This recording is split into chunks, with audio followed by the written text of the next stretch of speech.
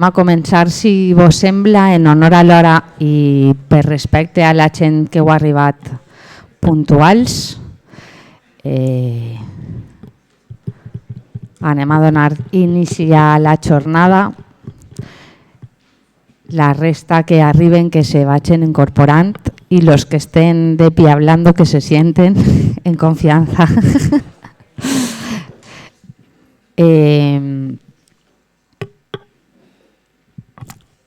A veure, bon dia a totes i a tots, benvingudes i benvinguts a Les Naves. Com sabeu, estem a les portes del CONAMA, que és el Congrés Nacional de Medi Ambient, una de les fites, si no la fita més important en temes ambientals que se celebra a l'estat espanyol i que la setmana que ve es celebrarà a Les Naves. En el marc d'aquest congrés, d'aquest encontre, ja amb l'objectiu de... Me riñe el jefe de comunicación porque hago algo con el micro que hace ruidos, perdón. En el marc d'aquest encontre i amb l'objectiu un poc d'arribar a gent que no és especialista en la matèria, a gent del món empresarial, de la societat civil, del món acadèmic, que no té per què saber coses, ser expert en medi ambient, però que pot tindre un cert interès perquè observa que o tenim una vida un poc més en consonància en el nostre medi o això serà una catàstrofe ambiental. En aquest sentit, hem volgut organitzar aquesta jornada un poc per a donar a la societat, a qui vulgui, ferramentes per a poder aplicar-les en el seu dia a dia, en la seva vida particular, en la seva empresa o en el seu espai de treball. Com sabíeu, estava prevista la intervenció de Berto Jaramillo, que és el regidor d'Innovació i Gestió del Coneixement, però per problemes d'agenda no pot estar així físicament, però sí ha volgut enviar-vos un missatge a través de la pantalla que anem a veure ara abans de començar.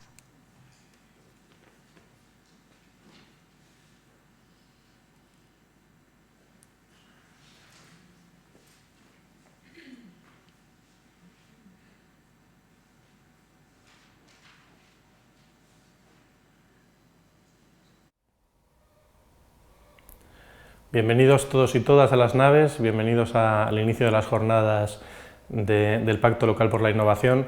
Me hubiera gustado estar con vosotros hoy para dar este inicio, lo tengo que hacer de forma en diferido, grabado, porque a esta misma hora estoy en el Pleno de la Diputación. Es una pena, me hubiera encantado estar con vosotros, pero no ha sido posible por eso y os pido que me disculpéis.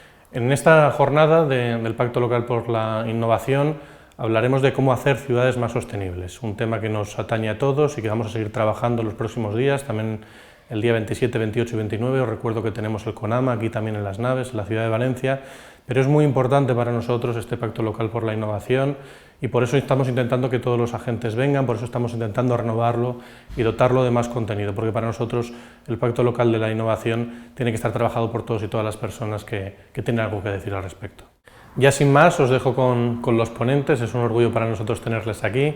En primer lugar, el Observatorio de la Sostenibilidad de la Universidad Politécnica de Madrid, la empresa CM Plastic y, por último, representando al tercer sector, Acció Ecologista Agro, que además nos van a hablar de una experiencia que ha tenido mucho éxito, como es el tancar de la pipa. Yo os dejo desde el Pleno de la Diputación, espero que disfrutéis muchísimo, aprendáis mucho y que, ya sabéis, Las Naves es un espacio de innovación social y urbana que está abierto a todos y a todas vosotras. Hasta pronto. Hasta pronto. Bueno, un poquito de aplauso, pobrecito, aunque se han diferido.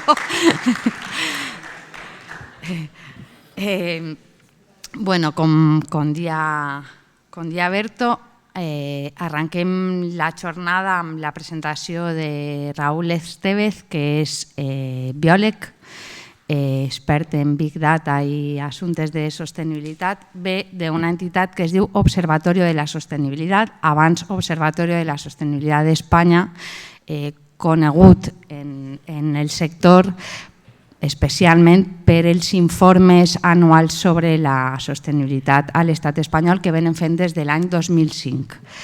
A més d'aquests informes, l'Observatori de la Sostenibilitat fa informes sobre àrees temàtiques. El darrer informe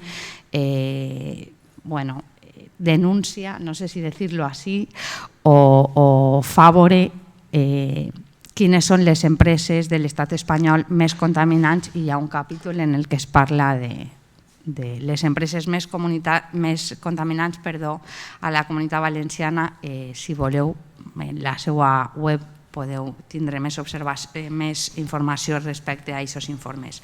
Jo no m'enrotlle, ell ens va parlar sobre economia circular com a economia del futur.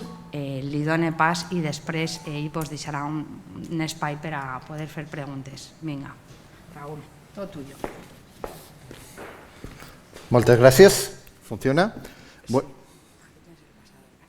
Sí. ¿Funciona este? ¿Me oís? Vale, porque yo no me oigo. Ahora sí me oigo. Bueno, lo primero, presentaros mis excusas por no hablar en valencià, pues simplemente porque no soy valenciano. Soy bilingüe periférico, que podríamos decir, pero de la punta contraria de la península.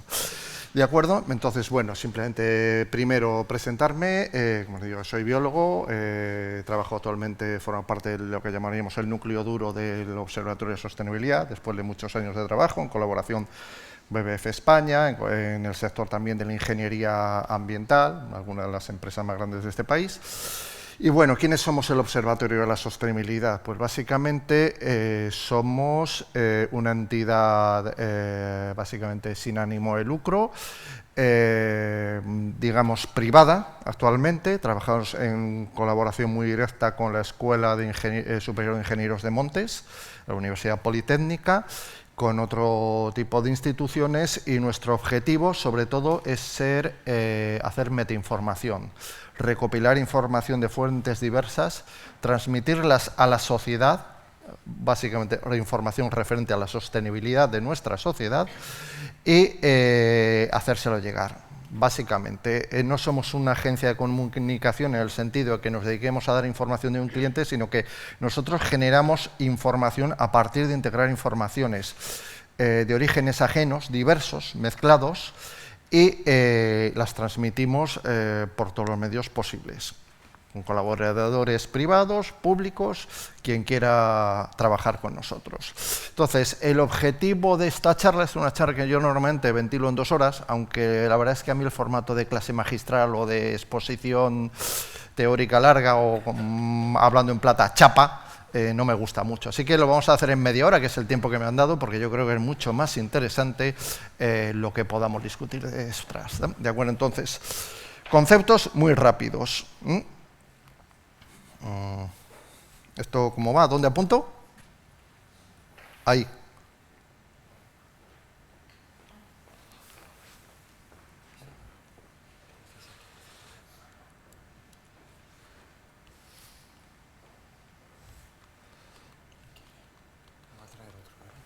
Bueno, parece que no es muy sostenible el mando. De eso va la sostenibilidad, de que las cosas funcionen no hoy, sino hoy, mañana, pasado y dentro de 100 años. Realmente ese mando va con una pila y cuando se acaba, pues imagino posiblemente será el principal problema, la pila ya no funciona más. Lo que tenemos es un residuo tóxico que habrá que gestionar de alguna manera. La sostenibilidad, bueno, parece que esto empieza a moverse un poquito, consiste en que en lugar de ir con una pila vaya con una estupenda célula solar, de tal manera que mientras haya sol funcione siempre. Es una idea un poquito como muy gráfica, aunque que me la estoy inventando ahora, vamos, está claro, pero bueno, es como lo de la radio, que hay que estirar la goma, pero yo creo que realmente es real, es decir, estamos pasando un periodo, que es el final de la primera revolución industrial, en el que queda bastante claro que nos hemos comido el futuro y está por ver si hemos aprovechado las energías fósiles, sobre todo, para invertir en un futuro sostenible. ¿De acuerdo? Las energías fósiles son realmente las responsables de una tremenda desarrollo, de una tremenda calidad de vida de la que hemos disfrutado fundamentalmente en Europa Occidental, Norteamérica y algún que otro país, comiéndonos pues unas fuentes de energía que no se van a recuperar y generando un estrés de contaminación al planeta bastante fuerte. Era lo que había en el siglo XVIII, era lo que había en el siglo XIX. En el siglo XXI tenemos que plantearnos las cosas de otra manera. ¿Ya es sostenible?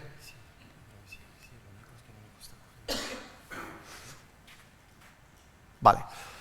Conceptos, muy rápidamente. La economía lineal, que es la economía de la revolución del Neolítico, básicamente sabemos que consiste en tomar fuentes de energía, tomar materiales, poner trabajo humano, meterlo en una maquinita que se llama economía lineal y de allí salen productos, salen servicios y salen externalidades, es decir, cosas que no nos valen para nada, de hecho nos molestan y liberamos a la sociedad, liberamos al medio directamente. Cuando empezó a utilizarse la gasolina, que en principio era un subproducto del petróleo que no se sabía muy bien para qué utilizar, cuando empezó a darse cuenta de que servía para algo, el sistema de deposición de los residuos de las primeras refinerías de petróleo, tirarlos a los ríos y ya está. Sin más. ¿De acuerdo? Pero eso estamos hablando del principio del siglo XIX. ¿Qué dice la economía circular?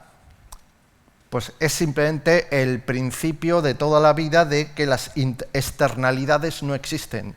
Solo existen en tanto en cuanto un sistema político, social, económico permita que los agentes productivos realmente liberen sus externalidades al medio sin ningún tipo de responsabilidad.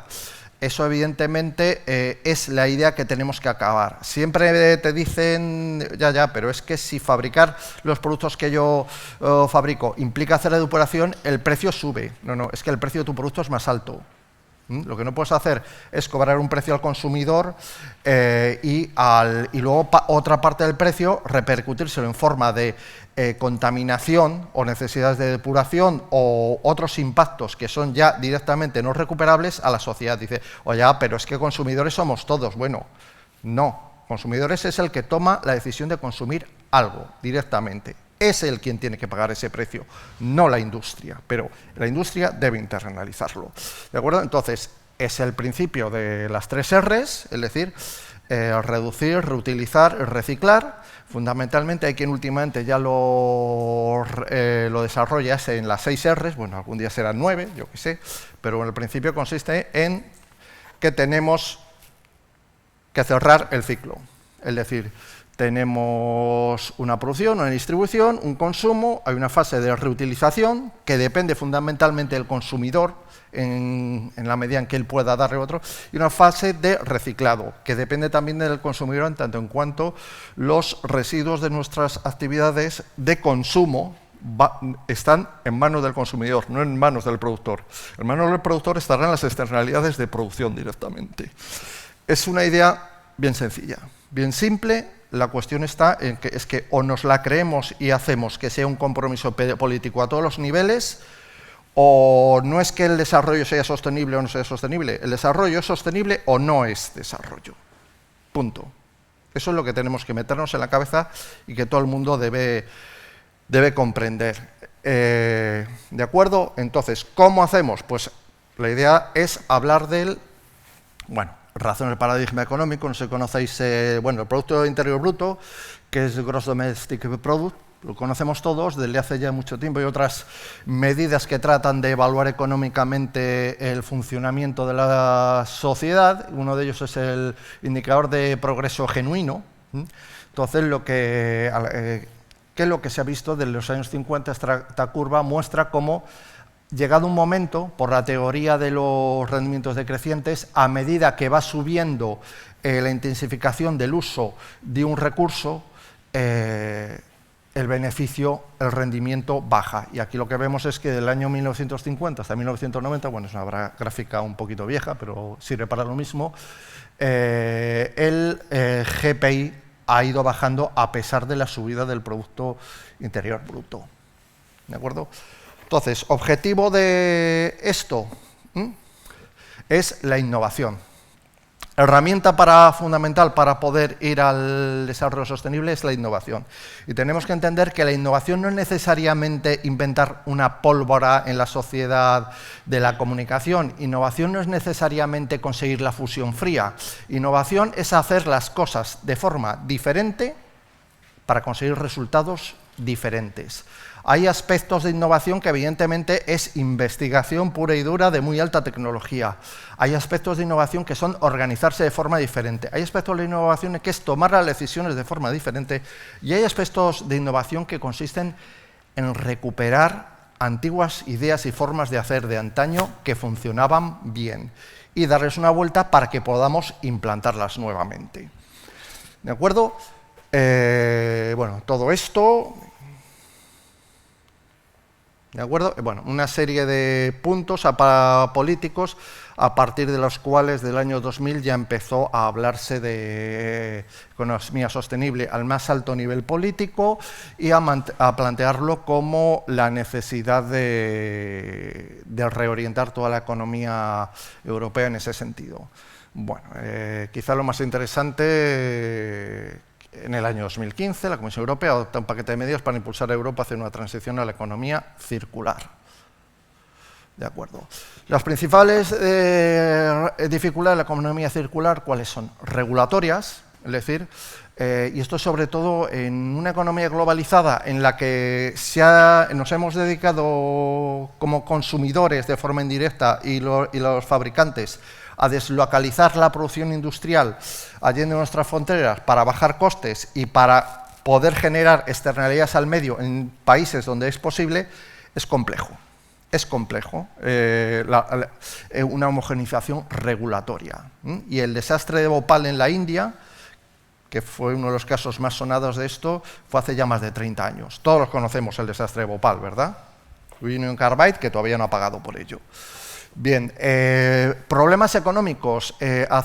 Plantear el reciclaje en un mercado en el que las materias primas tienen un valor muy volátil hace que sea difícil planificar a largo tiempo. Y evidentemente la industria, la economía en general, necesita planificar y tener seguridad en dónde van sus inversiones, sino que se lo digan a todo el sector de la fotovoltaica en España. ¿De acuerdo?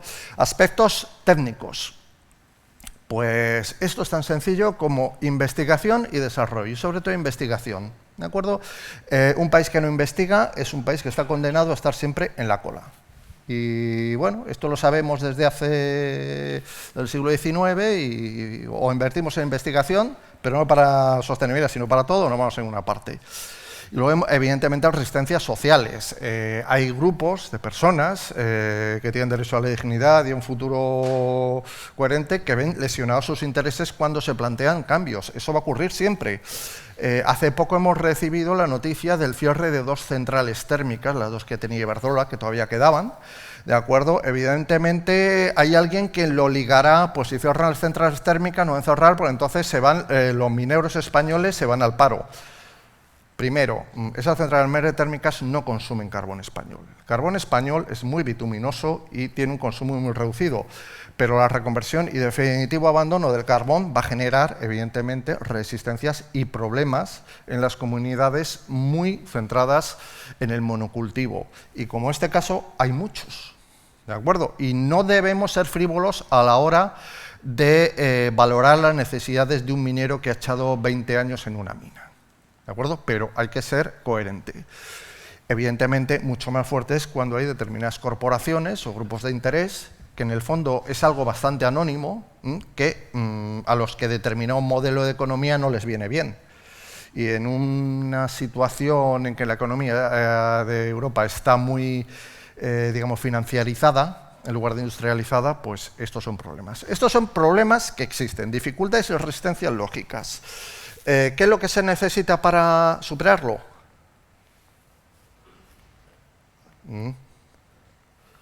Compromiso político. El compromiso político es un compromiso político que abarca, evidentemente, a la Unión Europea, abarca a la ONU, abarca nuestro gobierno de España, abarca al gobierno de la comunidad autónoma, abarca al ayuntamiento, aunque el ayuntamiento pueda ser muy pequeñito, ahora os contaré una anécdota reciente, que es interesante, pero también nos abarca a nosotros, nuestro compromiso político a nivel local. Porque una cosa está muy clara, todo el interés y la preocupación por el medio ambiente que hay en nuestra sociedad actualmente se debe a la presión y al interés de la propia sociedad que se lo ha transmitido al político.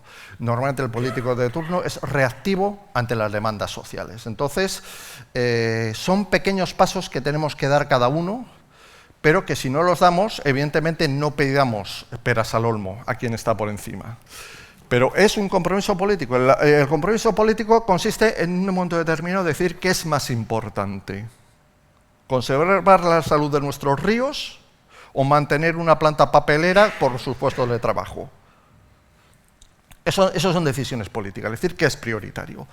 Y segundo, y ahí es donde entramos nosotros, es necesario tener los objetivos y evaluarlos. Esa es fundamentalmente la razón de ser del observatorio. Evaluar el grado de cumplimiento de las políticas españolas, comunitarias, municipales, todos los niveles, o empresariales en la consecución de los objetivos. Y los objetivos realmente nos los marca la ONU a través de los ODS. Seguramente muchos habremos oído hablar de los Objetivos de Desarrollo del Milenio. En el año 2005 se aprobó, hoy que digo 2005, en 2015, perdón, me comía un 1, se aprobó lo que lo sustituía, que eran los Objetivos de Desarrollo del Milenio. ¿De acuerdo? Esto es un pequeño rosco elaborado por la Red Española del Pacto Mundial, en el que se hace una pequeña revisión de todos estos principios, el desarrollo de sostenibilidad, y hay algunos, de los 17, 10 concreto, que están muy directamente implicados y afectados por las políticas ambientales. Realmente el medio ambiente tiene que ver con todo, ¿de acuerdo? Por si hablamos al primero, que, a ver, es que y quizás no se ve muy bien. Es que como lo he tenido que pasar a PDF, esto no lo tengo normalmente.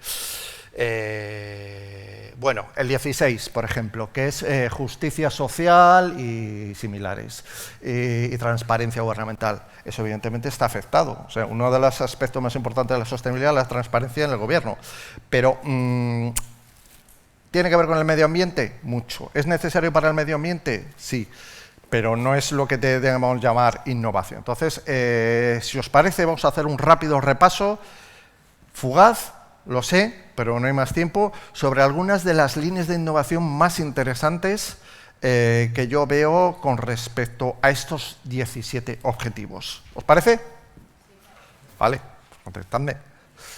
De acuerdo. Objetivo 2, poner fin al hambre, lograr seguridad alimentaria, mejorar la nutrición y promover la agricultura sostenible. Entonces, lo más importante que tenemos que tener en cuenta es que con la agricultura empezó realmente la revolución industrial. Llevamos, los antropólogos discuten, entre 1,5 millones de años sobre la Tierra. La historia empieza cuando se inventa la agricultura, que es un proceso de intensificación de uso de los recursos que genera residuos.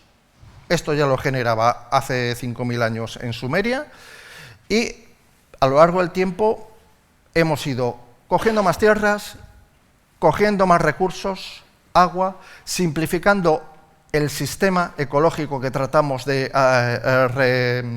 rememorar con la agricultura y generando más residuos. Y parece que no, pero la actividad agrícola industrial es profundamente contaminante. Y si no, que se lo digan a todo aquel que vive en las riberas del Mar Menor. Hay mucha contaminación que viene, evidentemente, de la manga, pero hay mucha contaminación difusa que sabemos que viene de la agricultura intensiva. Entonces, la cuestión no es eliminar la agricultura, sino equilibrarla. Entonces, pues bueno, hay algunas técnicas que son tradicionales, habituales, la rotación de cultivos, es algo que entra en contradicción con los intereses muchas veces de la industria intensiva, es decir, yo cojo un trozo de tierra, lo agoto y me paso al siguiente. Es problemático, pero tenemos que ir hacia ello, tenemos que tratar de recuperarlo siempre que sea posible. En materia, bueno, me voy a centrar concretamente, a mí lo que me preocupa en materia de agricultura es sobre todo que donde más esfuerzo e innovación se está volcando en el sector agropecuario, en mi opinión, es en el sentido contrario al de la sostenibilidad, que es la genética. ¿El problema de la genética cuál es? Pues el problema de la genética es que simplifica profundamente todo el sistema ecológico. Un dato, un ejemplo como otros. En 1903 en Estados Unidos se cultivaban 400 variedades de guisantes y actualmente el 96% de toda la producción de guisantes del mundo son 2 variedades. ¿Esto a qué nos conduce? A dependencia del agricultor local de grandes corporaciones, de quien tiene el control del producto, que ha establecido un estándar de consumo en el mercado, y a una fuerte y peligrosa fragilidad ecológica. Todos conocemos, habremos oído hablar del caso de la filoxera, que hizo que prácticamente hubiera que... quitándolo prácticamente, hubo que injertar todas las vides de Europa a principios del siglo XX o finales del siglo XIX, no recuerdo muy bien. Pues eso ocurre porque tienes solo una variedad genética. La variedad genética es lo que te permite resistir muchos aspectos. Bueno, hay que trabajar evidentemente en técnicas de fertilización sostenible, no solo porque el hecho de que los fertilizantes inorgánicos habitualmente consumen mucha energía, sino porque además es una fuente de contaminación difusa fuerte.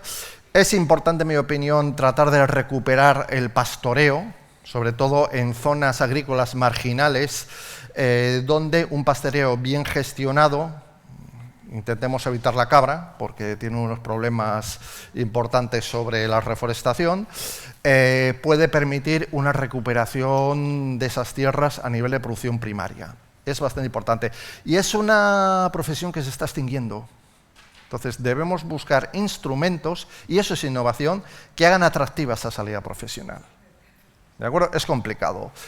Bueno, no me voy a entretener mucho más. La gestión del agua, fundamental, ¿de acuerdo? En este país, como el regadío se ha hecho muy potente, ha generado mucha riqueza, se ha inventado lo que se haya que inventar para aprovechar bien el agua. El caso del goteo está muy bien, pero hay que ir más allá. En el caso de por ejemplo, del cultivo del arroz, del que seguro que se ha visto mucho más que yo, porque soy de aquí, evidentemente el manejo y la gestión de la plataforma de tierra sobre la que se hace, sifones, la nivelación, es muy importante para aprovechar bien el agua. De todas formas, hay una cuestión que no es innovación tecnológica en la agricultura, para mí es muy importante, que es la organización del mercado. Debemos, sobre todo como consumidores o desde las instituciones públicas, estimular la vuelta al mercado de proximidad. El mercado de proximidad es el que deja más renta al agricultor, que es quien más necesita que tenga un beneficio económico, y sobre todo, es importante, nos ahorra muchos costes de transporte. ¿De acuerdo? Y el transporte es energía, la energía es cambio climático. Cambio climático, porque por otro lado es una amenaza directa sobre nuestra capacidad para producir alimentos. ¿De acuerdo? Otro aspecto importante, sabemos que el 15% de las emisiones mundiales de gases de efecto invernadero provienen de las vacas. Tenemos que cambiar nuestros modelos alimenticios. Y están muy bien algunos procesos que se están haciendo para intentar producir carne sintética. Pero igual también deberemos plantearnos que como consumidores se debe estimular un cambio, no inventarnos una dieta, sino recuperar nuestra dieta mediterránea de toda la vida, que se ha basado mucho en leguminosas y en verduras, y la carne es el complemento, pero no la base. No me entretengo más con la agricultura porque tengo la sensación de que me estoy liando. El agua. Se calcula que para 2050 el 25% de la población mundial esté en una situación de grave dificultad para acceso al agua, es decir, 1 de cada 4 personas. 2.000 millones de personas viven actualmente en países con estrés hídrico, es decir, que el 25% o más del agua que hay en sus territorios se destina a consumo humano de una u otra manera. ¿De acuerdo? Sabemos que la agricultura es el máximo consumidor de agua, el 70%, el 20% a nivel mundial de la industria de energía es mayor en los países desarrollados, y la mayor dificultad para el agua consiste no solo en el acceso, sino en las dificultades financieras de muchos países para desarrollar infraestructuras de abastecimiento y saneamiento. Algunas cuestiones. Reducción de gasto de agua en la agricultura. Toda inversión que se haga para encontrar nuevas formas de aprovechar mejor el agua, bienvenida sea, porque será una inversión que no va a producir ningún tipo de estrés ni impacto sobre él. El concepto de huella hídrica es algo que deberíamos aplicar a la hora de tomar decisiones en cualquier administración, en cualquier empresa. Es decir, toda nuestra actividad económica consume agua. ¿De acuerdo? Hay fórmulas para calcularla que nos permiten tomar las decisiones para que esa huella hídrica sea la menor posible. Pero también es cierto que muchas veces la estrategia consiste en que la huella hídrica yo la externalizo, cuando externalizo partes de mi proceso productivo a países con estándares ambientales menos exigentes. No debemos hacernos trampas con esa contabilidad ambiental. ¿Sí? De acuerdo. Las tecnologías de depuración de agua funcionan muy bien. Hemos llegado desde hace bastante tiempo a un grado de desarrollo bastante elevado, pero nunca es suficiente. Más importante, me parece, sobre todo en España, es reducir las pérdidas tanto en conducciones de saneamiento como en conducciones de abastecimiento. ¿De acuerdo? Parece que no, pero esta imagen que tenemos aquí es mucho más importante para ser eficientes en el aprovechamiento del agua que no construir nuevos embalses. ¿De acuerdo? Un dato, España ha pasado recientemente un 25, un 23% en las pérdidas de aguas, en detección de pérdidas. Además, genera, y esta es la palabra que ya meto aquí, el concepto de resiliencia. Resiliencia no es evitar el impacto ambiental, no es corregirlo, sino es ser capaz de adaptarnos a las nuevas condiciones. Porque ya digo desde ya que el cambio climático ya no es evitable.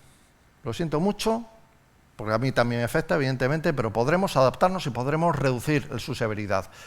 Pero está claro que ya no lo podemos evitar. Entonces, es muy importante las inversiones económicas y también las inversiones en investigación y desarrollo para reducir al máximo las pérdidas de nuestras conducciones. Y planificar dónde y cómo se usa el agua. Esto, bueno, sabemos qué es, ¿no? ¿Lo vemos? Geografía valenciana. Esto es... Uy, perdón. Y esto tiene mucho que ver con... Aquí, el Cabo San Antonio, ¿no? ¿De acuerdo? Esto tiene mucho que ver con la planificación y con las políticas municipales, que en el fondo es lo que más deberíamos ir, ¿vale? Voy a dejar de hablar de agriculturas y de historias. ¿De acuerdo? El tema del agua es muy conflictivo en España, porque se habla mucho de todos tenemos derecho al agua.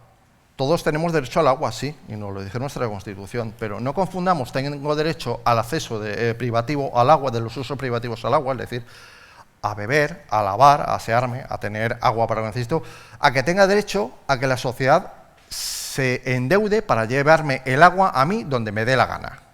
Es decir, si yo me subo a... ¿Cuál es el pico más alto de la Comunidad de Valencia? ¿Al? Peñagolosa. Bueno, cualquiera de los dos. Si yo me hago un chalet en lo alto, no puedo pretender que el resto de los valencianos se gasten su dinero en hacerme llegar a mí allí agua y red de saneamiento. No es correcto. Entonces, eso es algo que es y uno de los grandes problemas, sobre todo en la zona costera, y esto es algo en lo que venimos trabajando desde hace ya 3 años en el observatorio sobre los usos del suelo. ¿Qué es lo que vemos aquí? Todo eso que vemos amarillo y rosado, y hay algo que también es gris, ¿de acuerdo? Son áreas urbanizadas según Corinne Lancover en España, ¿de acuerdo? Entonces, rosado y gris son áreas de construcción densa. Todo el amarillo son áreas de construcción dispersa. Cuando se toman decisiones en el sentido de permitir esos desarrollos de construcción dispersa tan extensos, tenemos que asumir que el coste de llevar determinados servicios a todas esas áreas se multiplica. Entonces, aquí, este es uno de los casos más extremos, posiblemente, de toda la geografía española. Ojo que Málaga tiene lo suyo, también. Pero esto es muy poco sostenible. No digo yo que no tenga que haber viviendas unifamiliares, no digo yo, pero convertir toda la franja de la costa, dejando además totalmente vacío al interior, en un monocultivo de chalets, tiene un coste económico. Y el coste económico, si no podemos sufragarlo, llegará un momento que se convertirá en contaminación, deterioro del residuo que es paisaje y medio ambiente para el turismo y crisis para el turismo. ¿De acuerdo? No tiene solución lo que ya está construido, evidentemente, pero todavía seguimos teniendo espacios donde se puede trabajar y hacer otro tipo de modelo. ¿De acuerdo? No quiero hacer una crítica a Valencia, ¿eh? Esto se ve en muchos lugares de toda la geografía española. Por favor. Os he puesto esto para adaptarlo a dónde venía. ¿De acuerdo? Energía. Bueno, lo más importante, energía, si no nos adaptamos y frenamos en la medida posible el cambio climático, no hay desarrollo sostenible que valga por ningún lado. ¿De acuerdo? Lo más importante, la clave de bóveda, es la energía. Tenemos que abandonar el modelo de la energía fósil, tenemos que reducir nuestra intensidad energética, es decir, tenemos que ser más eficientes en el aprovechamiento de la energía en nuestra economía, y la intensidad energética es el uso de energía por unidad de Producto Interior Bruto. ¿De acuerdo? Los 20 países más consumidores de energía, es decir, los más desarrollados, evidentemente, han reducido su intensidad energética en los últimos años, pero no así con los tigres asiáticos, hablando en plata. ¿De acuerdo? Allí eso no está. Entonces, acciones. Primero, hay que eliminar el carbón. O sea, buena noticia que Iberdrola haya decidido cerrar las 2 centrales que le quedaban de carbón. Esta es una, la de Lama, en Langreo. Le quedaban 2. Buena medida es que exactamente son Gran Bretaña, Italia. ¿Cuál era el otro que ha decidido también abandonar el carbón? Y Francia. Al carbón se opone Alemania. España no se sabe si se opone o qué hace. Evidentemente hay sus cosillas detrás, pero es la dirección lógica. El carbón es una tecnología del siglo XVIII. ¿De acuerdo? No tiene sentido apostar por algo que es poco eficiente energéticamente y que es el mayor responsable de la emisión de gases de efecto invernadero. Y lo primero que debemos hacer es abandonar toda idea de subvención a energías contaminantes e insostenibles. No tiene razón de ser. ¿De acuerdo? Si nos metemos en las renovables rápidamente, en los países emergentes la que más ha crecido es esta. ¿Alguien sabría identificar esta presa? Las 3 gargantas, efectivamente, en China. En el fondo, tecnológicamente es bastante sencillo. La energía hidráulica consiste en hacer un gran armazón, retener aguas, produce efecto invernadero ninguno, te genera energía, sí, a un nivel más o menos, tiene sus variaciones, como todas las renovables. Principal problema, ocupa mucho espacio y puede generar impactos, no solo sobre el medio ambiente, sino sobre el medio social, que son los más importantes, porque es muy bueno que la energía que produce esto, en lugar de quemar carbón, pero construir ese embalse ha desplazado a más de 1 millón de personas. Cuando aquí hablamos de lo del Riaño, ríete de lo que fue ese embalse. Siguiente. Muy bien. La energía solar, por un lado termosolar, esto lo conocemos, es Abengoa, ¿de acuerdo? La termosolar es aquella en la que se aprovecha directamente el calor recogido por las placas para calefacción, calentar agua para uso sanitario, refrigeración o producir electricidad mediante el calentamiento de un fluido que es el que va a permitir generar mover unas turbinas, ¿de acuerdo? Una de las cosas más interesantes que yo he visto últimamente es un estudio de... Ahí donde está. La patronal del sector, ¿de acuerdo? Lo tengo aquí, que es que siempre confundo, son dos, no son Protermosolar, sino...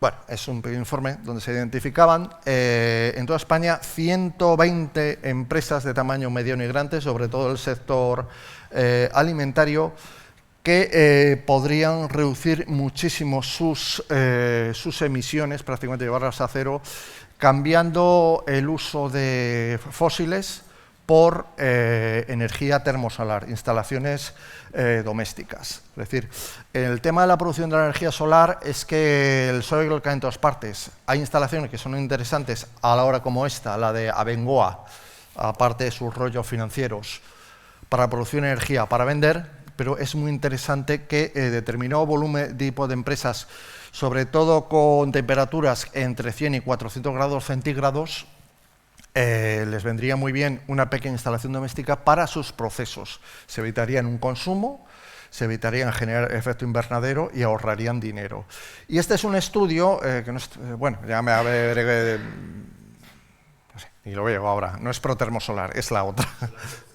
Solar, eso sí, es que llega un momento ni lo veo, donde establecía de hablar de 120 empresas grandes y medianas que podrían ahorrarse mucho dinero yendo a la termosolar. Pero ojo, ahí quitaba todas las empresas situadas en zonas donde haya buen acceso al gas, que el gas para procesos térmicos es económicamente la más viable a día de hoy, pues que tenemos que trabajar en que no sea la más viable, que la producción solar sea mucho más viable, total, porque la producción termosolar no genera efecto invernadero. El gas genera menos efecto invernadero que el carbón, pero sigue generando, ¿de acuerdo? La otra pata es la solar fotovoltaica, ¿de acuerdo? Entonces, bueno, no me voy a enrollar mucho con ella, sabemos que han subido mucho la rentabilidad. En principio era muy cara la fotovoltaica, no era viable. Y de hecho se desarrolló ¿dónde? En la industria espacial, porque en el espacio un satélite es la única forma que tiene de generar su propia energía. Los costes se han rebajado de forma exponencial y es perfectamente rentable a día de hoy. Esta es una imagen que igual no se ve muy bien, ¿sabéis qué es? Es un estadio. Este estadio está en Taiwán. 10 minutos, vale, a toda pastilla. Vale. ¿Qué es lo que necesito para tener termosolar? Pues un tejado, nada más. Y me abre una ventana muy claramente a la producción domiciliaria, a lo que llamamos el concepto prosumidor. ¿De acuerdo? Es decir, yo produzco como energía y complemento lo que no puedo producir cuando no tengo sol en el momento en el que consumo de la red.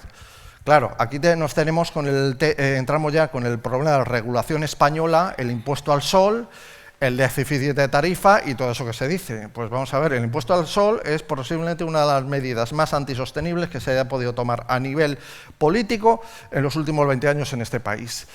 Aquí os pongo algunos ejemplos: Portugal, Francia, Alemania, en el que directamente no existe ninguna tarifa, no existe ningún peaje y tú puedes vender. Aquí el problema que tenemos sobre todo es que los productores de energía, no digo red eléctrica, la red eléctrica en principio debería ser neutro, pues evidentemente no les interesa comprar nuestra energía, es decir, ellos quieren tener un oligopolio.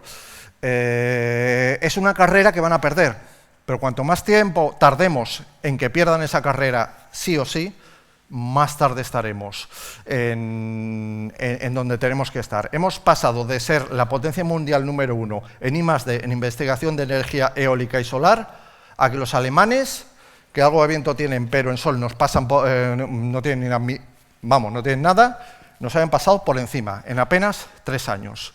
La imagen de abajo es la última, bueno, una imagen comercial del último invento del amigo de Tesla, que es la combinación de, no se ve muy bien, pero esas tejas son paneles fotovoltaicos.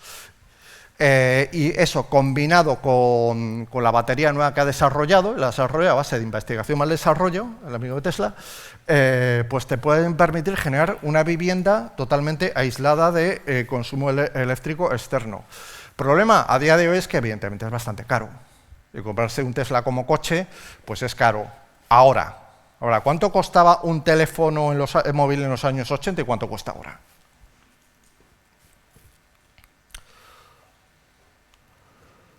Luego, los estadios y los paneles solares se está generalizando bastante.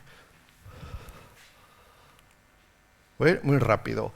Eólica, pues bueno, más de lo mismo. Simplemente comentaros que China, Estados Unidos, Alemania y España, India supone el 71% de la potencia mundial. A nivel relativo, en función de la población y consumo, la primera potencia mundial es Dinamarca, que tiene el 40% de sus necesidades cubiertas a través de la eólica, y realmente la única pega que tiene es que su capacidad para actuar como prosumidor con la energía eólica es menor. No en todos sitios se puede y los rendimientos no son menores, pero tampoco es que no haya, no existe.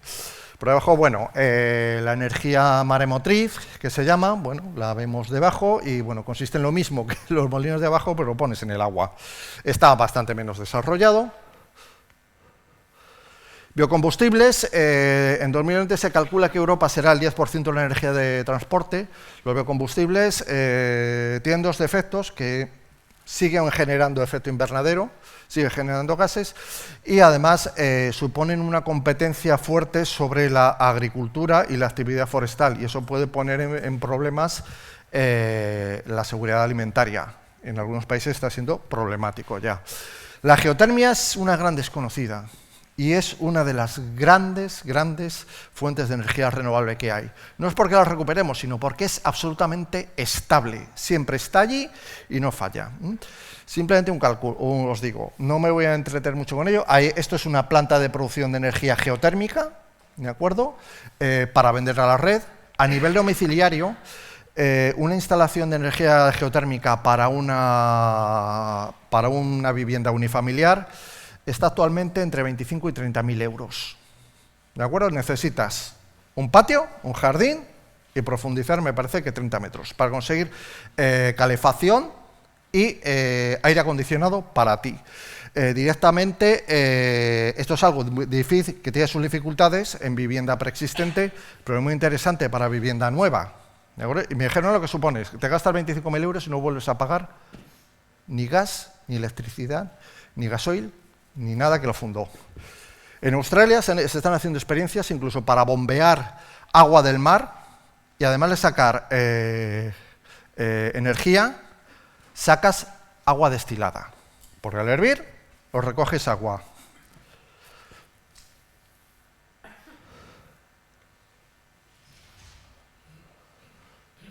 Mira, voy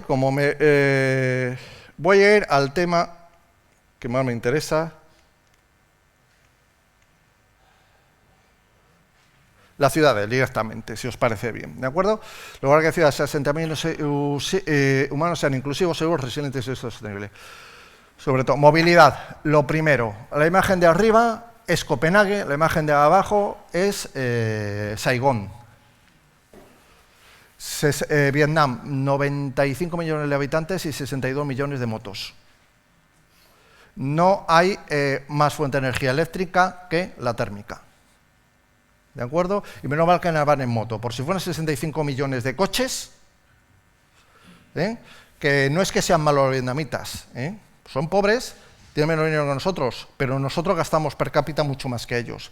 Pero claro, el resultado de esto es, entre otras cosas, de estos famosos atascos de todo el sudeste asiático. En Vietnam son 30 muertos diarios por accidente de tráfico. Es inenarrable. ¿Qué es lo que tenemos arriba? Dinamarca, ¿veis eso rojo? Es un carril bici. Es decir, Copenhague es uno de los muchos ejemplos de ciudades que directamente le ha declarado casi la guerra al coche. Lo que se gasta un copenhagués sería en impuestos y seguro en un coche privado, es lo que en un mes es lo que nosotros nos gastaríamos en un año. ¿De acuerdo? La fiscalidad es muy fuerte, pero no basta solo con fiscalidad, no se trata de declarar la guerra al coche, se trata, 5 minutos, ¿vale?, de declarar nuestra prioridad hacia la persona, la ciudad para la persona. Es decir, y eso significa gastarse el dinero, hacer cosas como estas. Es decir, no pintar una acera de rojo. No, señores. Miramos cómo pasa ese canal, un carril destinado única y exclusivamente a la circulación en bicicleta. ¿De acuerdo? Me parece, por aquí tengo el dato, kilómetros de carril bici en Copenhague, más de 200 kilómetros. Hay herramientas fiscales y herramientas directamente legales para conseguir que las ciudades funcionen para las personas y no para el vehículo. Pero tenemos que hacer el esfuerzo de que nos tenemos que bajar del coche. ¿De acuerdo? Y cuesta. Más aspectos. Residuos. ¿De acuerdo? Fundamental. Lo primero que tenemos que saber de los residuos es que, evidentemente, si queremos cerrar el ciclo, la separación domiciliaria de los residuos sólidos urbanos es fundamental. Sin eso no funciona nada. La buena noticia es que estamos en general ya muy concienciados en todo el país. ¿De acuerdo? Con lo cual, esa es una barrera que ya hemos saltado. ¿De acuerdo? ¿Qué podemos hacer para mejorar eficiencia, para mejorar realmente sostenibilidad? Pues fundamentalmente trabajar sobre el 80% de los costes de los sistemas de recogida de residuos domiciliarios, que son el transporte. Entonces, hay dos vías: transporte por medios rodados, ¿de acuerdo? Transporte por medios neumáticos. No hay, alguien me puede preguntar, ¿cuál es la mejor solución? No existe. Cada localización y lugar tendrá las mismas. Las dos imágenes son del País Vasco. La primera de arriba es Bilbao, donde ya han empezado a trabajar en algo importante, que es electrificación de los vehículos de recogida. Menos ruidos, mejor calidad del aire, menos contribución a reducir la calidad del aire, porque además los camiones normalmente son diésel, y menos efecto invernadero, entre comillas. ¿De acuerdo? Este es el primer caso de camión eléctrico para basuras, que es en Bilbao. Abajo es Vitoria. Podría haber puesto Vitoria como Leganés. Los sistemas de recogida neumáticos. De acuerdo, ventaja que tienen, que te quitan tráfico de la calle, mejor calidad de vida para todo el viandante, el peatón. Son menos feos porque también se puede hacer enterrándolo. Limitaciones: es bastante cara la instalación de esto y normalmente es difícil en cascos urbanos preexistentes. Pero siempre existe la posibilidad. Cosas como estas son las que han determinado que Vitoria tenga tanta fama de sostenibilidad. ¿De acuerdo? Pero ya te digo, no es exclusivo de ellos. Problema, evidentemente esto hay que ligarlo también a que esos consumos de energía de los sistemas neumáticos sean lo más sostenibles posible. Es decir, volvemos a lo siempre, la energía reutilizable. Si la máquina que mueve el sistema neumático funciona a base de carbón, lo que estamos haciendo es meter la basura debajo de la alfombra. No estamos haciendo otra cosa, nos estamos engañando. No es más sostenible porque se vea menos. Aguas residuales urbanas, bueno, no entro mucho en ello, básicamente, lo digo ya, toda nueva área urbana de planificación debe tener como elemento clave abastecimiento de agua, residuos sólidos urbanos, transportes y residuos y aguas residuales. Son todos esos servicios que hay que dar a todas esas áreas que, si nos dedicamos a llenar todo nuestro territorio de áreas de chalets adosados al tuntún, nos van a salir muy caros. Y si sale muy caro, no vamos a querer gastar, y ahí es donde nos va a venir el problema. ¿De acuerdo? Sistema abastecimiento de aguas, ahorro de agua, lo primero. Bueno, hay muchos dispositivos de ahorro de agua en el consumo domiciliario. Un tema importante en este país y que tiene que ver con el turismo, ojito con las piscinas privadas.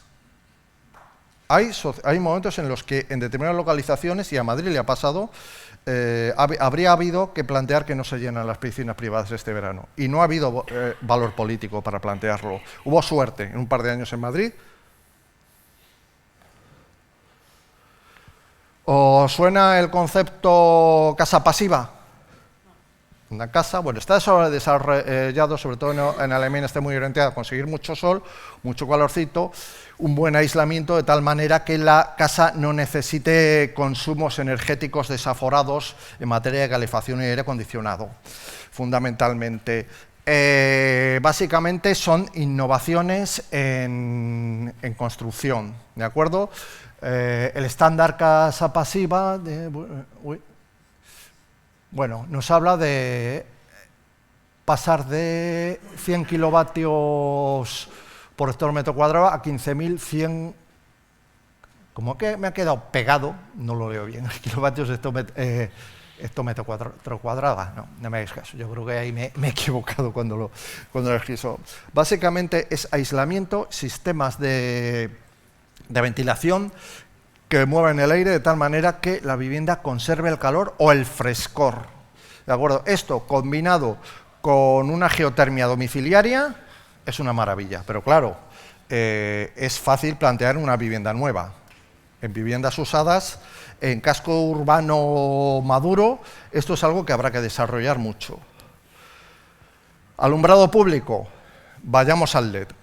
Lo más interesante que podemos hacer. LED, que ha pasado ya claramente de ser un artículo de lujo a lo que debería ser el estándar de iluminación para ahorrar energía, junto también a dispositivos de sensores de movimiento, para que el alumbrado público se encienda cuando realmente está pasando alguien, y en zonas de muy poca densidad, yo soy un poco ya radical, es decir, si es que no hay mejor inversión que la de apagar la luz.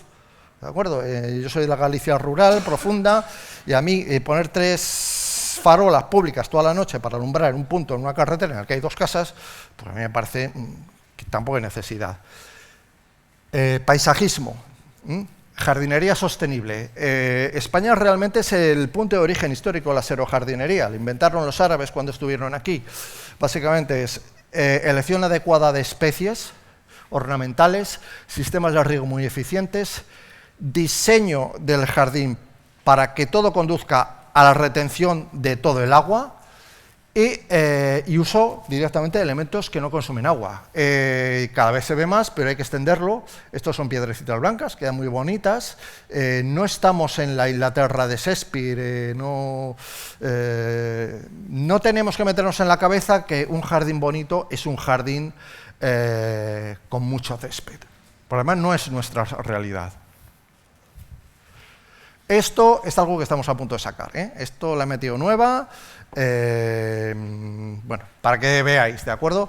La jardinería responsable no es evitar los jardines públicos, son algo muy necesario en las ciudades para nuestro bienestar, los parques. Esto es algo que estamos elaborando, publicaremos seguramente a principios de año, un índice de sostenibilidad de ciudades, de capitales de provincia para toda España. Estos son unos resultados que acabamos de sacar midiendo con Corini, con SIOSE y con el Plan Nacional de Ortofoto Aérea la superficie de jardín público por habitante en cada capital de provincia. No nos sorprende quién va primero. Vitoria, Pamplona, curioso es Madrid. ¿De acuerdo? Y miramos aquí... Uy, perdón. Algo he tocado. Me lo ponéis vosotros porque yo no...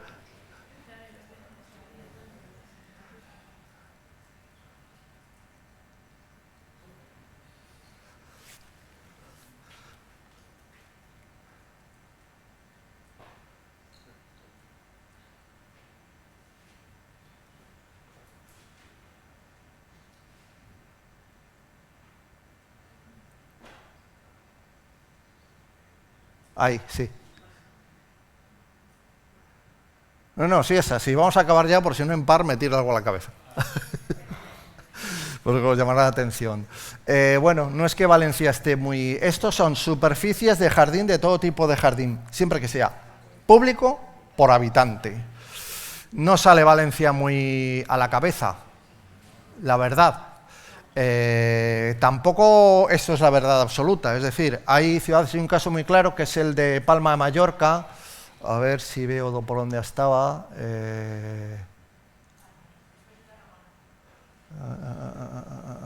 Tarragona, Palma. Pues realmente si Palma no fuera por un solo parque que hay en lo alto de la montaña, estaría por acá.